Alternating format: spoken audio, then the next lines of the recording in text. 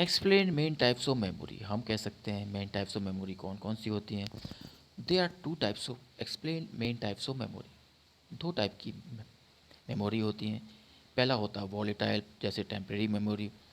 Volatile memory क्या होती है? टेम्परेरी होती है। जो टेम्परेरी होती है जैसे रैम है और कैच मेमोरी है। नॉन वॉलेटाइल मेमोरी परमानेंट होती है जैसे रोम। अदर टाइप्स ऑफ मेमोरी में सेकेंडरी होती है, टर्टियरी होती है, एक्सेट्रा होती है। तो पहले हम बात करते हैं मेन मेमोरी की। तो जो मेन मेमोरी होती है वो रैम होती है, रैंडम। जो मेन मेमोरी होती है वो क्या होती है? रैम।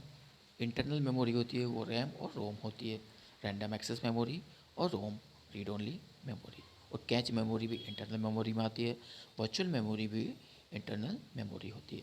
तो पहले हम डिस्कस करते हैं रैम क्या होती है। रैम टेम्पररी होती है और वॉलेटाइल होती है।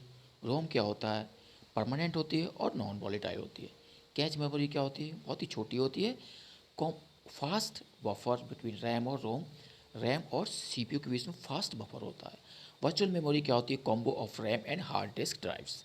Secondary memory external storage like hard drives and SSD. ठीक है।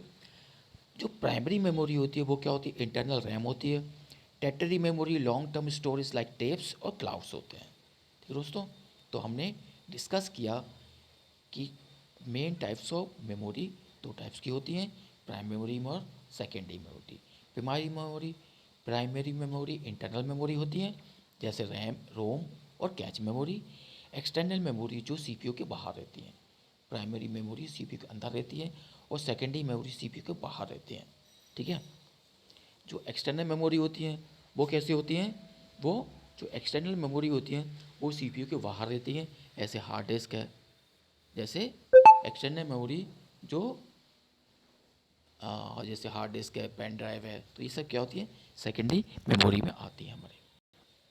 ठीक है।